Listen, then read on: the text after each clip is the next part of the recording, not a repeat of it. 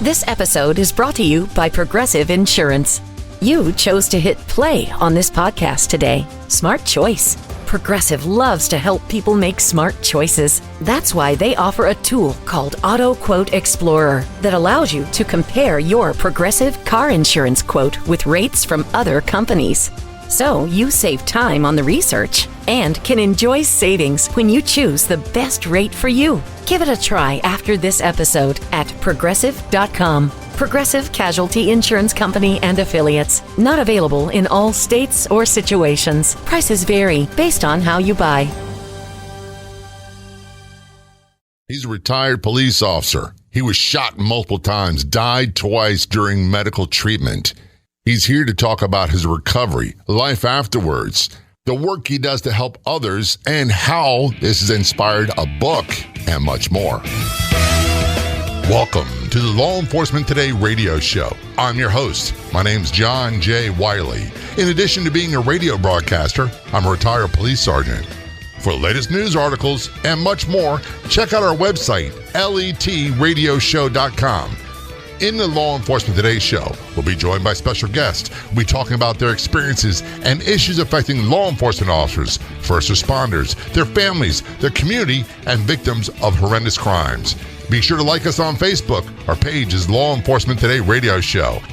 Check out the daily articles on our website, letradioshow.com. And while you're there, download our free app. We are thrilled to partner with Shatterproof at FHE, the world-renowned treatment program for first responders, because at times, helpers need help. Exclusive treatment services for first responders who may suffer from exposure to trauma, PTSD, anxiety, depression, and substance abuse. For free 24/7 information, call 833-776-1420. 833-776-1420. That's 833-776-1420. Or online at fhehealth.com. That's fhehealth.com. Under programs, you'll find details about Shatterproof. Connecting from Massachusetts, we have Mario Oliveira on the phone. Mario is a retired police officer. We'll talk about that in a moment. Mario was a prior guest on this show. He was way back in season 2, episode 54.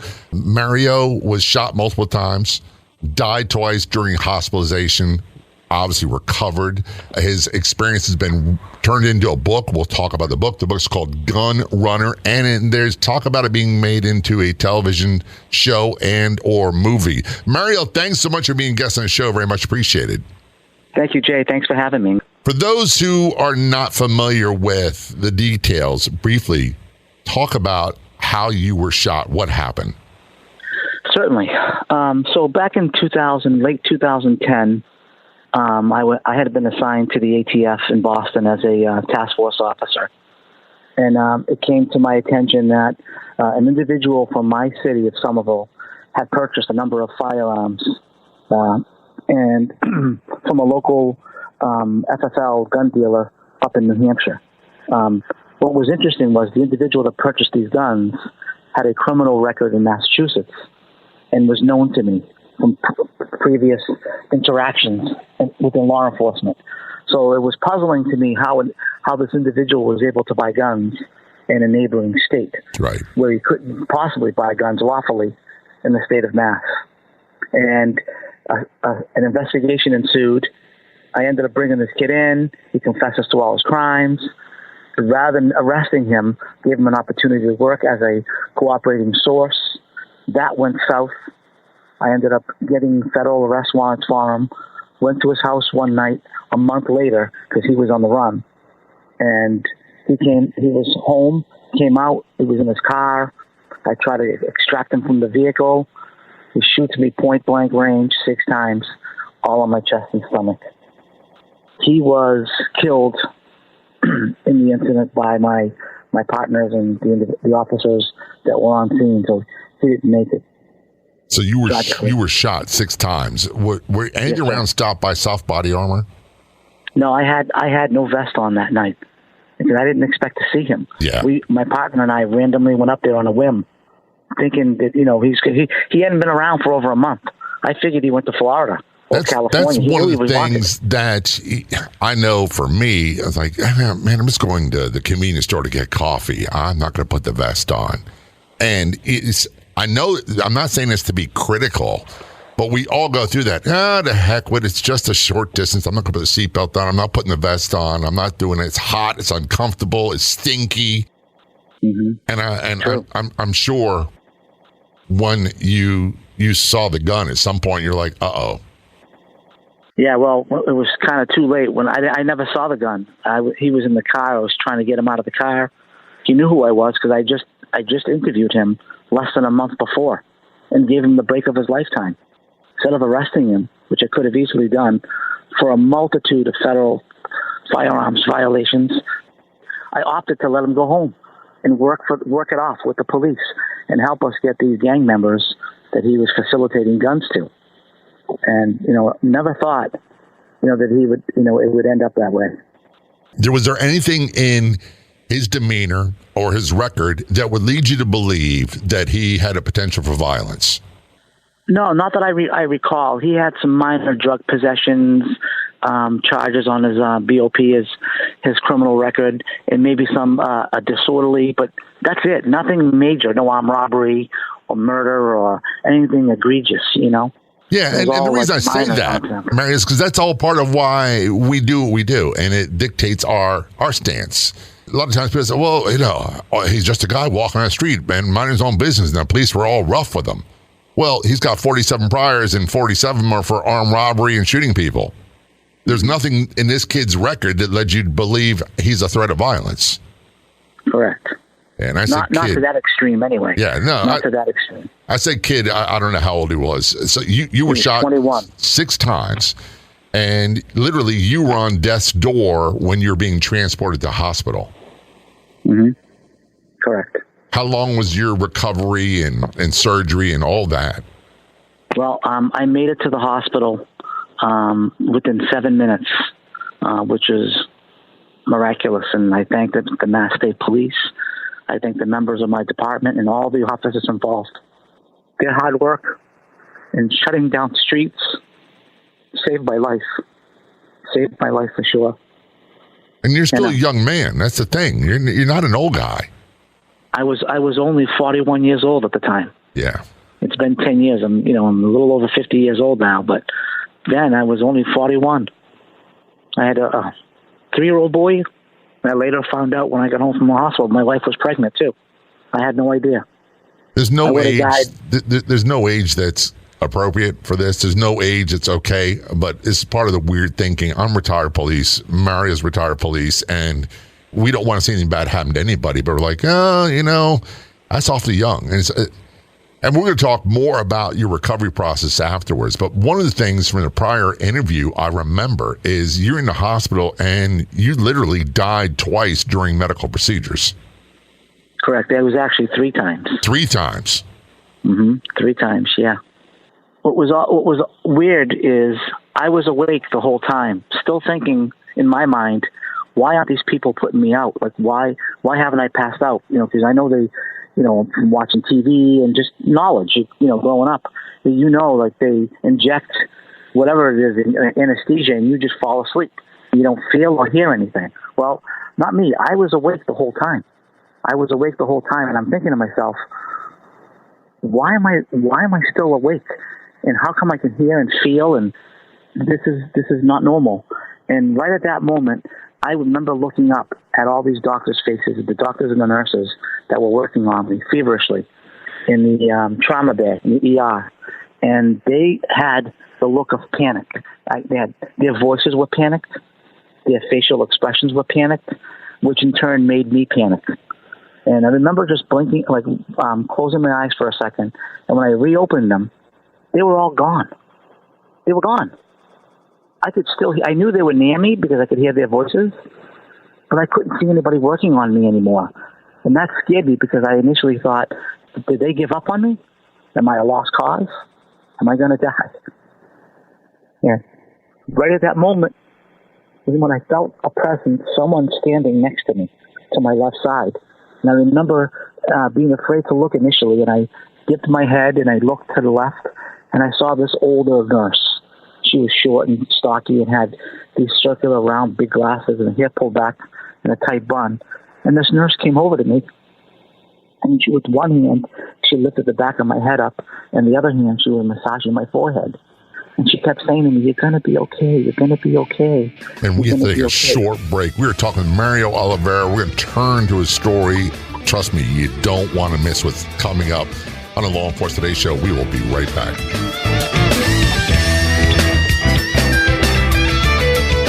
Every day you put on your uniform and go to work, someone may be counting on you to be there for them in a life or death situation, because emergencies can happen at any time and to anyone. The question is, where do first responders turn when they are in crisis? At FHE Health, our specialized treatment program has helped many first responder families successfully manage PTSD, addiction, and other mental health issues. Struggling? Call FHE Health today at 833-776-1420 or online at fhehealth.com.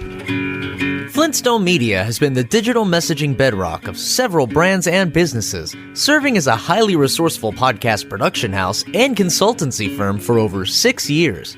Work with a leader in the industry and add a new podcast to your brand's content offerings. From show development and setup through recording and distribution, Jemmy will lend her experience launching dozens of podcasts and producing over 1,000 episodes, making creating your show a simple and easy turnkey process for you. Visit flintstonemedia.com for podcast samples. That's flintstonemedia.com.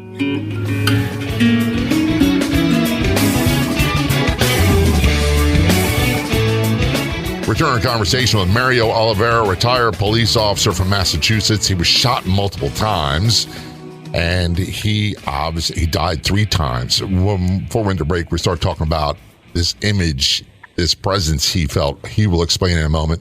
We're going to talk about his recovery, life after for him, his family, how this has led to a book called Gunrunner, which may be made into a television series and or movie.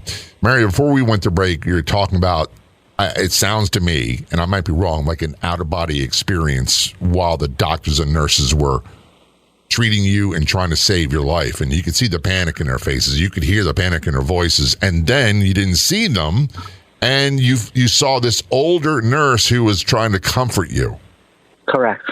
So now, as she was telling me that I was going to be okay and reassuring me I was going to be okay, I remember being very cold because obviously they took all my clothes off and they had the air conditioning running in the beginning of November, which I find odd, but that's for another story.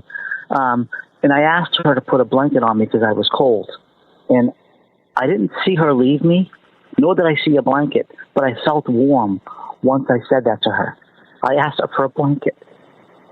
And then, without any notice, without any warning, they rushed me out of that trauma bay, and they were running down the hall.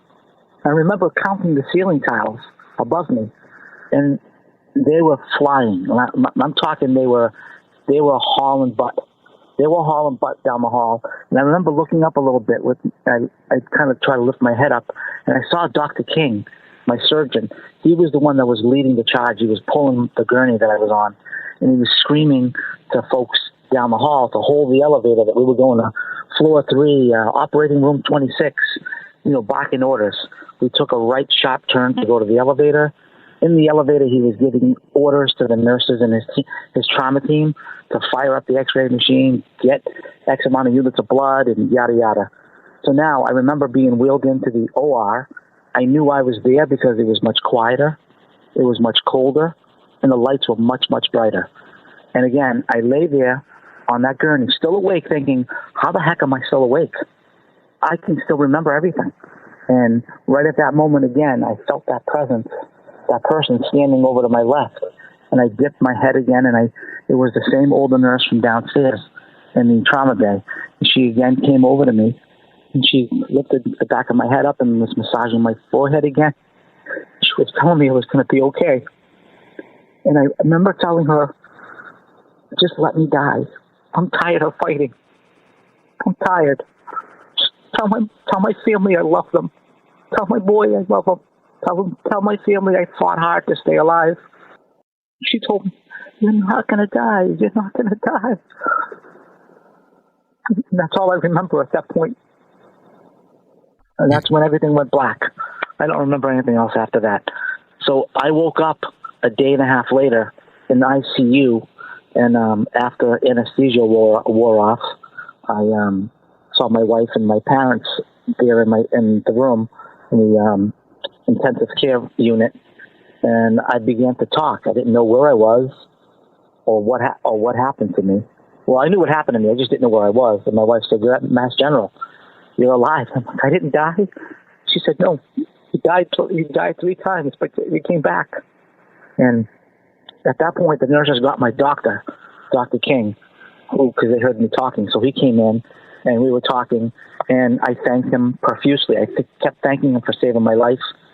He told me at that point, in front of my parents and my wife, that he did a procedure that he does in the military, because I found out that he was a colonel in the Army, and he's a trauma doctor, and that he cut my diaphragm one of the times, and he reached into my heart and massaged my heart back to life with his own hand one of the times that I died, just to get my heart going again. And of course I'm thanking him, and I asked him to find the nurse that was with me, that comforted me, because I wanted to thank her. And he looked at me and he said, "What nurse are you talking about? What did she look like?" And I described that older nurse to him, as I did a few minutes ago. Short, stocky lady, about 65, big circular round glasses and a tight bun, hair pulled back in a tight bun. He looked at my wife and parents and he said, "There was no nurse that looked like that was on my trauma team. I don't know who you're talking about." And I told him, "You guys ran me down the hall. You were I repeated verbatim things that he said and was yelling and was talking about, and what happened to us in that whirlwind ride up to the OR." And he said, "How do you know all that?" And I said, "Because I was on the bed and I was awake." He said, "No, you were dead. We were giving you chest compressions and breaths. You were gone. You were gone for over 3 minutes. You were clinically dead. Dead people can't form memories. I work on science. I'm a surgeon. This is impossible." But he looked frantic that I was able to repeat all these phrases and words and sentences that he actually said, and things that he did when I shouldn't have known. So that kind of freaked him out. Yeah, kind of. It's like I picked a bad day to quit smoking, or whatever it was, like that movie Airplane. So, Mario, we've talked many times, and as I said earlier, Mario was on the show way back season 2, episode 54, and that was several years ago. And every time you tell your story, Mario, I'm moved. I can't help but think, this is an overused phrase, miracles happen. They happen every day. Sometimes we don't see them.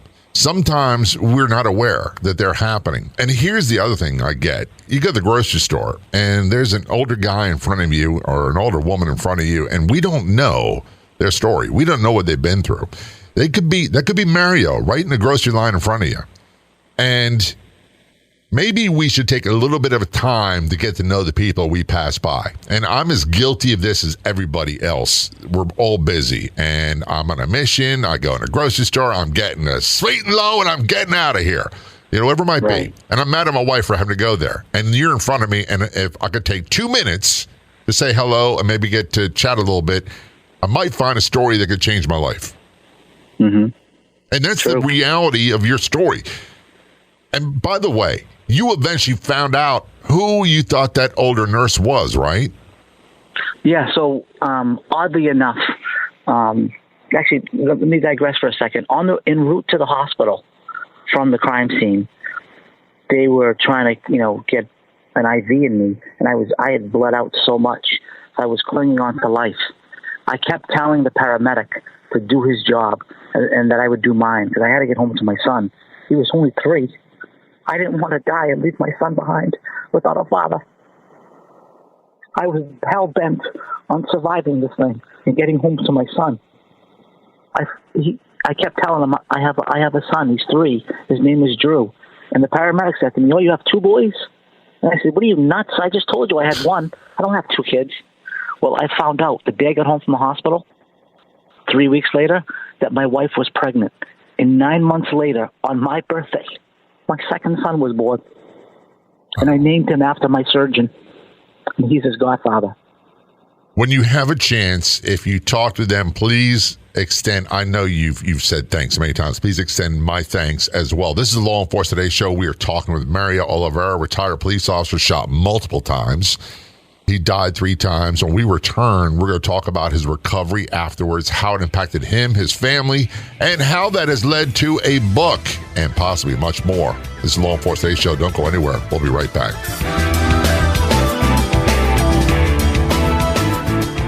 Are you wondering where you can find more great podcasts? Head to letradioshow.com, click Be Heard, and discover other fantastic podcasts like this one. Also available on our free app, all at letradioshow.com.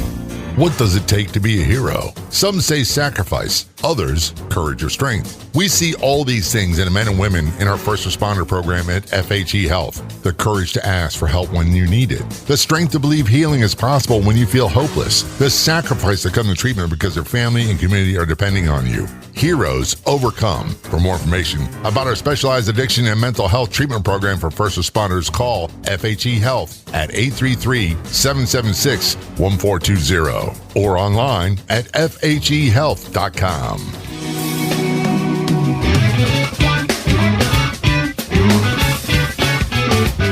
Back to our conversation with Mario Oliveira on the Law Enforcement Today show. Mario is a retired police officer from Massachusetts. He was shot multiple times, 6 times, died 3 times during treatment at the hospital.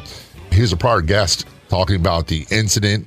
That was season 2, episode 54 of the podcast. So you can look it up. Just go to letradioshow.com.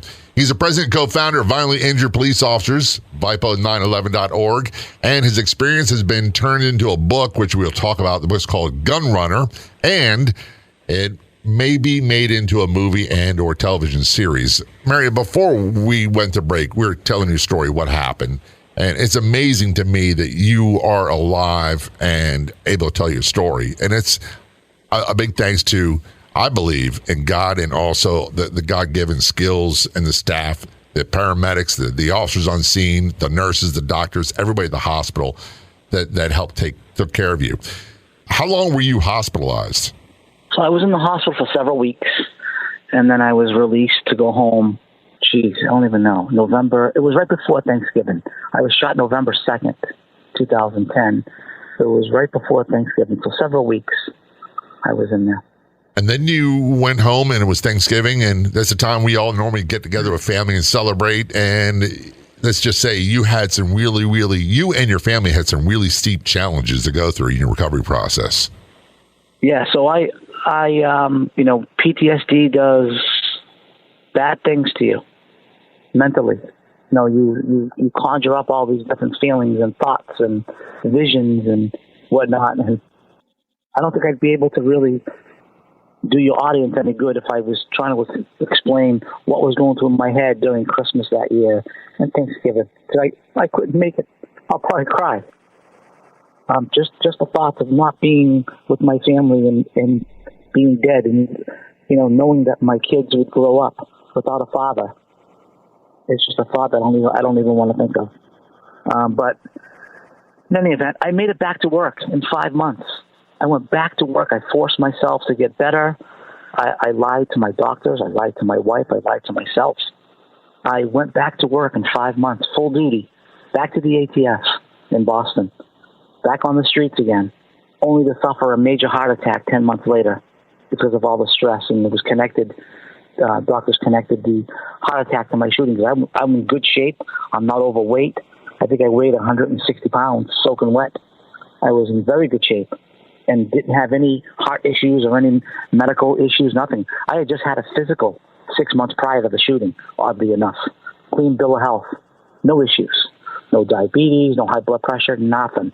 So I ended up having a major heart attack. That forced me to retire. The retirement process in and of itself is what really did me in. I waited around for 2.5 years for my city administration to make a decision on a thing called Home Rule Petition Special Legislation, which would allow me to get 100% of my pay tax-free because of my injuries. This exists in every state and exists in Mass. And I knew this existed, and I went and petitioned for this. And my mayor just dragged his feet with his staff And they made me wait over 2 years where I sat at home wondering, how am I going to take care of my family? How do I pay my bills? I'm only getting my base salary, like 72% of my pay. Right. A little bit more than half your pay. And I knew, had I died that night, my wife and children would have received a federal benefit, a state payout benefit, my full pay, 100% of my pay for the rest of her life, with all the raises that my department would have received, she would have received. Financially, it would have been easier for them if you had not survived. Correct. Financially speaking, yes. Right. Now, the emotional part of it, and that's a part, Mary, a lot of people don't get sometimes, and I say this all the time. I've had many people on the show. I've talked to many cops who were shot multiple times, military as well, that survived and said they wish they had died because it was so hard on their family. Right. Financially speaking, emotionally, all the aftermath. You talked earlier about PTSD. In addition to your physical injuries, did you find yourself being distant from your family and prone to anger and irritability? Yes. Oh, yes. 100%. I would snap so easily. As a matter of fact, I got so bad that I actually left home and went to a facility and stayed there for 10 days just to try to get myself some help, because I saw myself getting bad, and I could see how it was affecting my poor wife, who, she didn't ask for this. This wasn't her fault. It wasn't my son's fault. My family ended up taking the brunt of my anger and my frustration with my city administration and my, not knowing my future. All that in one. I feel terrible. It is horrible. And I equate it to this. And my injuries were not as severe as Mario's. So, and I do my best nowadays not to get in the comparison game. But when I was determined I could no longer return to work as a police sergeant and had to stay home, then you're wondering, you're like in limbo. And it's like, are they going to retire you? Am I going to get fired? Do I have to quit? Does my family lose their health insurance? And all that. It's a horrible waiting game. And there's little nasty things that and I'm not saying it's a police department. They do whatever they can. Once it gets in the hands of the bean counters and accountants from City Hall or the county or the state or even federal government, and workers' compensation insurance gets involved, you are in for torture. Right. Sadly. That's the reality of what they do. Mm-hmm. And you and I are both told, I'm sure you heard this from the academy days. Anything happens to you, we got your back. We'll take care of you. We'll take care of your family. Your family will always be taken care of. They do the best they can. I'm not anti-police. But once it's out of their hands, you are in for a ride. I mean, it's a horrible ride, too. Yeah, it's very true. The traumas on the job are one thing. The treatment by the own agency or city, because it's kind of hard to differentiate for me at times.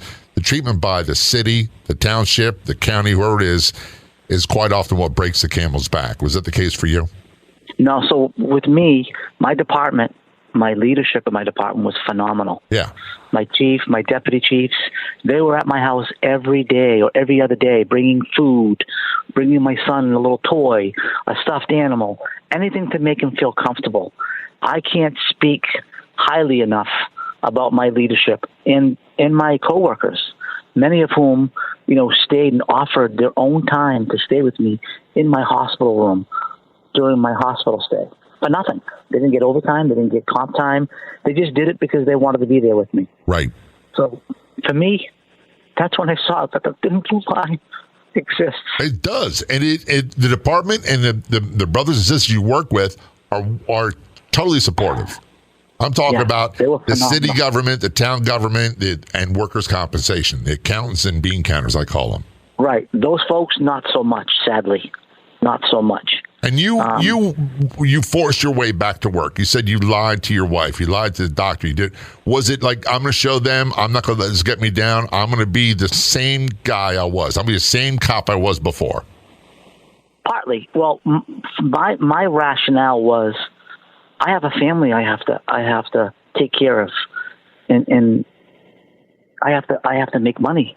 I have to pay a mortgage. I have college degrees I got to pay for. I had one at the time. Now I have two boys.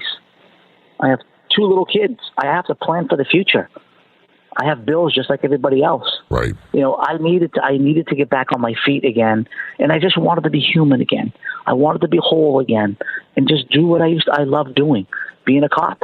So I forced myself to get as better as I could within reason, and I went back to work, and I clearly was not mentally or physically prepared. We are talking with Mario Oliveira. He's a retired police officer, and he was shot multiple times, died 3 times during his hospitalization. We're going to talk more about his recovery and how this led to a book called Gunrunner and how that may be made into a movie. This is the Law Enforcement Today show. We're going to take a short break. We'll be right back. Missed an episode of Law Enforcement Today? You don't have to anymore, because now you can listen to it on Podopolo, the free new app that makes listening anytime, anywhere so easy. Catch up on shows you've missed and chat with John J. Wiley right there too. Download for free on the Apple or Google Play stores. That's Podopolo. And John J. Wiley wants to hear from you inside Podopolo. Hey folks, when you have a chance, check out our Facebook page. Do a search on Facebook for Law Enforcement Today radio show. When you get there, click like and follow. That's click like and follow Law Enforcement Today radio show on Facebook.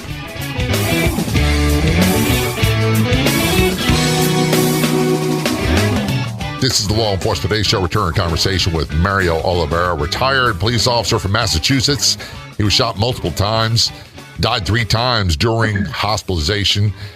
By the way, he was a prior guest on the show, back season 2, episode 54 of the podcast. You can listen to it. He's the president and co-founder of Violently Injured Police Officers. VIPO911.org is their website. And his experience has become a book. We will talk about that. Co-authored by Keith Notek, who is also a guest on the show, season 5, episode 5, talking about his experiences. Mario, every time I talk with you, the miracle that you're alive is not lost on me. And so many people, and I try not to spend a lot of time with this, so many people that were really good cops didn't make it. And sometimes there's no rhyme or reason, but you're here. And you found a purpose from your pain and your experience and everything you've been through, you and your family have been through, and use that as a motivation to help others. Can you tell us how you transitioned from recovering after your retirement to founding VIPO, Violently Injured Police Officers? Certainly. So during the 2 years that I was home and wondering and worrying about how I was going to take care of my family financially, I did a lot of research. And again, I mentioned a few minutes earlier that I learned about special legislation, home rule petitions.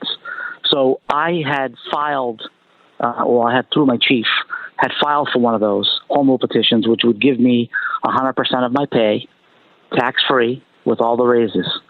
And after 2.5 years of being in limbo and not being, properly communicated with by the city administrators, the mayor's office and whatnot, those folks, and suffering emotional trauma, psychological trauma, that was honestly hurt me more than being shot 6 times with bullets.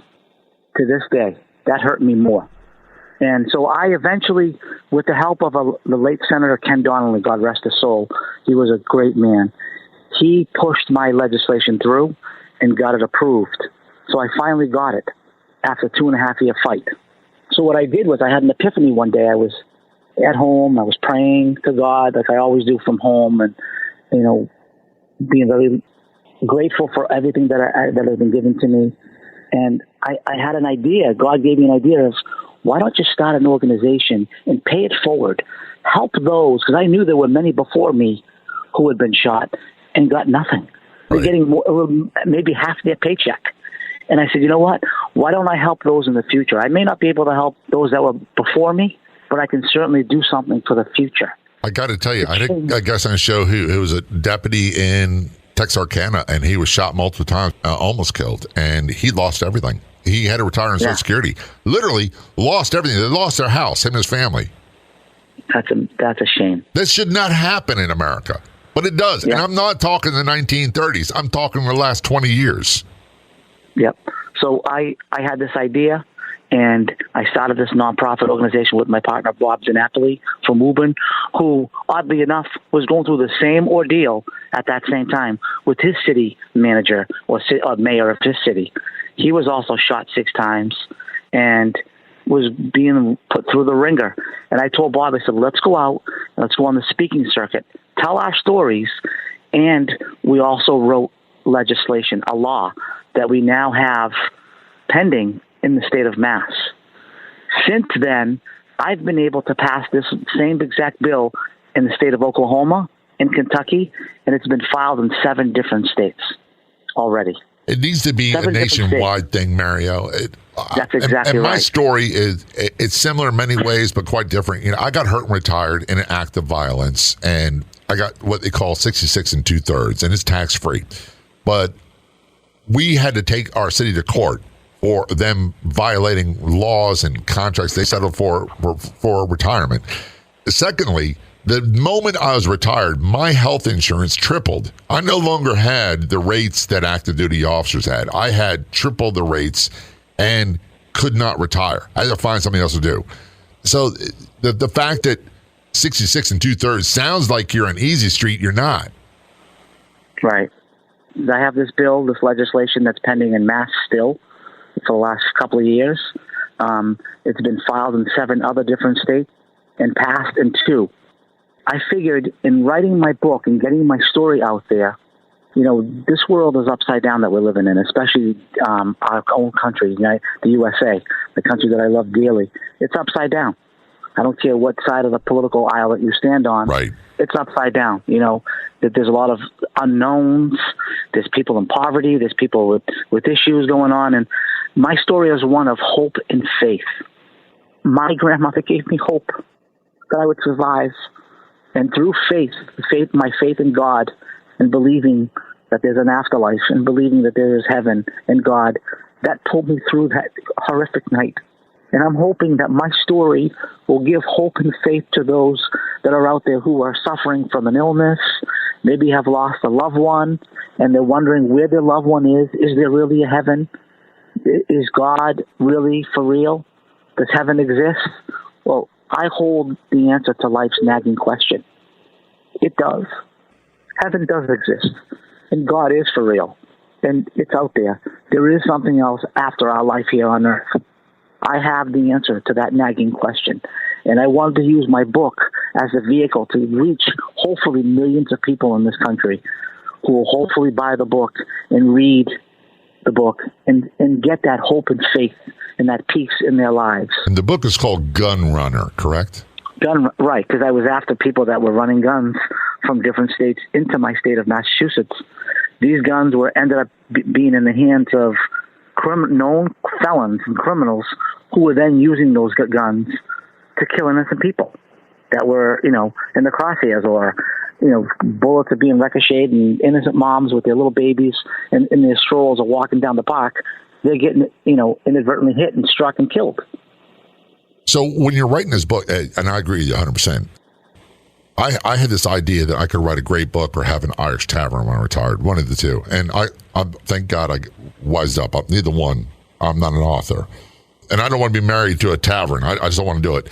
Did there come a point where you realize I can't do this by myself? I need to reach out and find someone who's good at this, who knows how to write?